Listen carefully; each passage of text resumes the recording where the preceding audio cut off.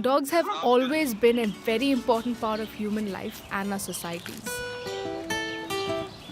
When we decided to make a documentary on dogs, it was very easy to get carried away with the people associated with them and, most importantly, with the dogs themselves.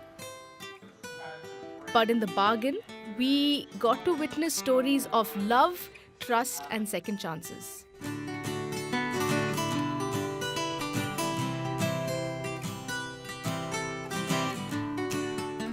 Well, for me, I learned to walk with a dog.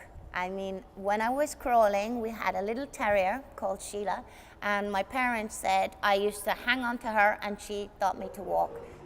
So we decided to get a clear picture as to what this whole human-dog relationship was all about. I mean, you've got to understand that a dog has big teeth, and if it chose to, could probably give us a good old bite and rip us apart, but they choose not to, and they're so forgiving. Walking into Canine Friends was very overwhelming because we were surprised at the amount of abandoned dogs that called the shelter home. At any given time, the shelter held 150 abandoned dogs, and that number to me is very startling to say the least.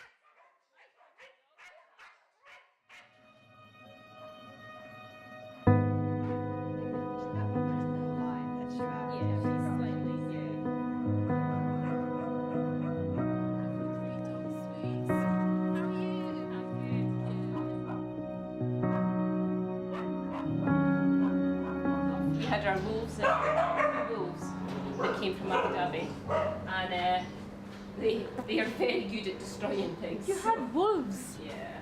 grey wolves. No, Sarloos wolfhounds. They're from. These are the wolves. As of late, wolf-dog hybrids have become a bit of a common sight. Somehow, people think it's alright to subject a wolf to an urban, everyday lifestyle. However hard breeders try to disguise it, there is no denying the fact that hybrids are the closest things to wild wolves. They have very specific lifestyles, diets, and even have a peculiar smell about them. Unfortunately, people don't realize what they get into when they bring a hybrid pup into their homes, which might explain what these beautiful dogs were doing in a shelter in the first place. So a lot have been mistreated, some intentionally, some unintentionally. There is no dog which is bad, it's always a bad owner or a bad upbringing. There's this misconception that, you see a dog on the street and it will automatically go to bite you. That isn't the case at all. While filming, we tried to get a hold of anybody that had a dog. And to our surprise, there were so many breeds in the country. As a canine enthusiast, it was a field day for me. But it also raised the question as to what were so many breeds doing in this part of the world. Ridiculous amounts of pet shops, absolutely no need for them. We get as many pedigree dogs in here as we get stray and crossbreed dogs. So it just shows that it is the pet shops that are responsible for that. The puppy mills are a big business for pet shops all over the world. They'll go, say, I want a Great Dane, I want a Chihuahua, and they'll source the dogs from Europe. And these dogs are basically kept in captivity and just bred and bred and bred.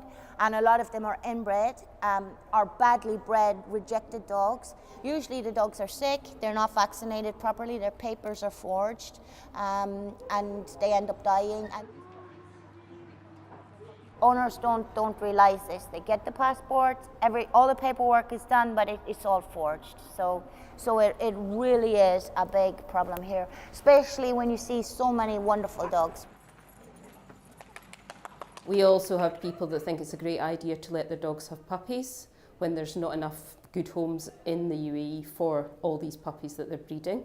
It's all very well that you think you've got a nice dog, but I don't think they appreciate that for every dog that they've bred, that's 7 homes that we don't have anymore for dogs that are living in the shelters.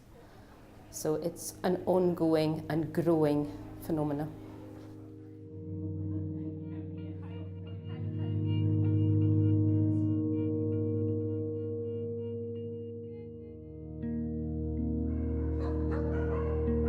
seen dogs come in here in horrible conditions, under horrible circumstances, and all they want to do is be your friend.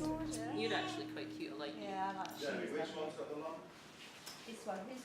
While we were packing up to leave canine friends, we came across 3 abandoned puppies. They were so cute, we could not stop ourselves from cuddling them.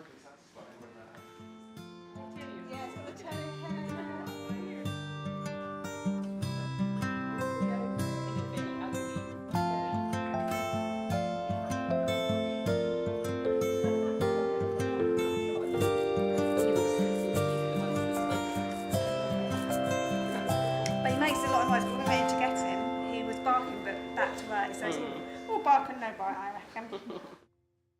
Every so often, we end up with some little rescues that stay, like Chichi here, who was meant to just stay for 2 weeks until he recovered. Being surrounded by so many beautiful dogs, it was very difficult to imagine that they had been through hell and have survived it. Like Chi-Chi here. This little guy had been locked up in a cage with another dog just so the breeders could mint money off their puppies. The poor guy, you know, he's only 2 years old and he looks like a 20-year-old dog. But of course, he joined the family, so now he's dog number 5. As we tried to wrap our heads around why there were so many mistreated animals, it all boiled down to one thing. The dogs that we get in, they get brought into us for various reasons. Usually it's because we're moving house, or we've had a baby, or I'm allergic. We have heard it all before. But generally it's because they've taken a very cute little puppy and they've done no training with it whatsoever, and they've ended up with a dog that lives in their house that they have no control over, who's chewing everything up and is making a mess everywhere. People don't understand that owning a dog is also a big responsibility. It's fun to have one, but you also need to do your training at the right time. If you pamper your dog too much, you don't give him that freedom and the space to go and experience the world outside by himself, he'll start getting stressed and start crying when left alone. So this is separation related issue. We've also seen some pretty awful people thinking that training involves smacking the dogs about and pulling it on a lead and repeating commands over and over and over again. If you train a dog properly and learn how to train a dog properly, you won't have any issues. People tell me, yeah, of course my dog loves me, he's so happy to see me back home. I'm sure he loves you, he's happy to see you back home. Maybe he's also happy to see a stranger back home because he just wants to jump on people. But that's not a relationship. Relationship takes time, it takes work. So you need to invest that amount of passion. In Dubai, the biggest issue is socialization, nervousness, because many a times pups do not come from the right place, right breeders, right? Other things which matter is the mother and father behavior, the breeder's house, how has he brought them up, because till the time you get the dogs, they are already maybe 8 weeks. In Dubai, it's 4 months, which is actually a problem. So all these basic things can be covered up if you get a pup from a right place. What is more important are the social exercises, social behaviors, like let's say not jumping on people, not having nervousness issues, being friendly with people, not being over friendly with people, so not going and just intruding anybody's space and all that stuff, walking on a proper lead, not pulling on the dog. So it just makes your life more pleasurable owning a dog, and that's why it's very important to start working with a dog at a young age. You can start working with a puppy as he is around 2 to 3 weeks old.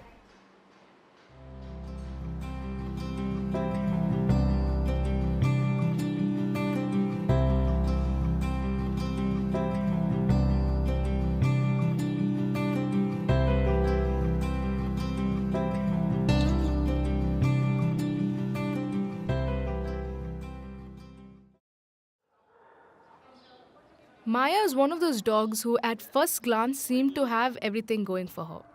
But little did I know that this precious girl was on the brink of death and left abandoned in a desert. When Elaine and Michael brought her home, she was extremely scared and did not seem to trust anybody. A month later, and she's one of the most loving and gentle dogs that I've come to know. Morning and afternoon, we walk Maya together with other dogs, just to familiarize with the place, everything. This is Maya now. Maya, come on. Maya, sit. Yeah. Down. Good down, Maya. And stay. Good stay. So many dogs have been there who have changed completely, have gained confidence. I had a golden retriever a couple of months back who was too scared of getting into a car. Yeah, so we did our obedience, we did our relationship, we spent a lot of time together, and then after maybe 2 weeks or 3 weeks, I started getting him in a car. I had a Tibetan Mastiff, let's take that one, last year. No, not the right breed for the country any which ways, but she was already like 1.5 years and way too older to start obedience training. Now, being a Tibetan Mastiff, these dogs are very like independent. They are not dogs bred to be more companion as other breeds. So that was a bit of a challenge for me, and we also had summer. It was last summer, so it was not very healthy or easy to train outside, but I started using a lot of different ways to influence her. What you always need to work more on is start talking to your dog. There are 3 basic ways to form a bond. First, and the simple one, which I still do, is sit down and chat with your dog. Doesn't matter what you're talking, doesn't matter what language you're talking, what topic you have been talking about. Just sit down and talk to your dogs. Second way is forming playing right kind of game. So not playing competitive games like tug of war and all that, depending on what kind of breed you have got and all.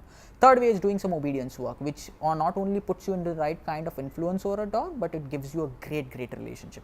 Once you do these all things right, training is very simple, and many a times you don't need to go through obedience training. If you have got that right, owning dog is going to be much more pleasurable, and we are going to have governments not banning more and more public places for dogs.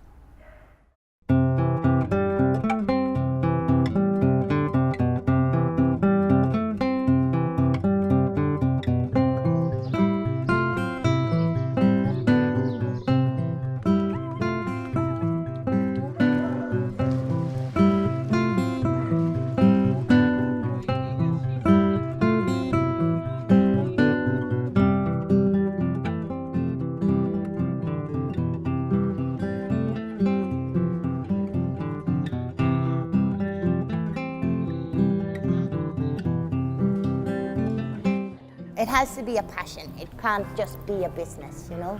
You have to love them. The dog was a wild animal way back with, wolves and things. We domesticated them, and yet now we expect them to live at the bottom of our garden or tied to a post. A domesticated animal is an animal that wants to be with you, and the more you're with them, the better they are.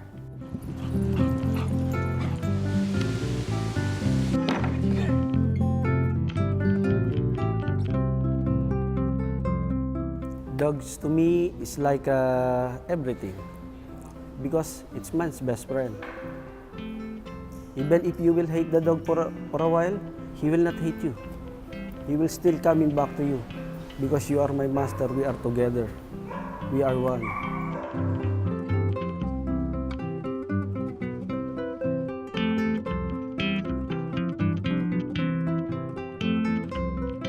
I couldn't imagine life without them. I couldn't sleep, even though it goes against all our training policies of having dogs sleeping in the bed. I break all my own rules because I can't sleep without them. If you have a dog, you love it, it's going to love you back. You know, you mistreat it, you can get so much out of them. I just couldn't imagine life without them. They are ultimately a companion animal, and they are part of the family, and that's how they should be viewed.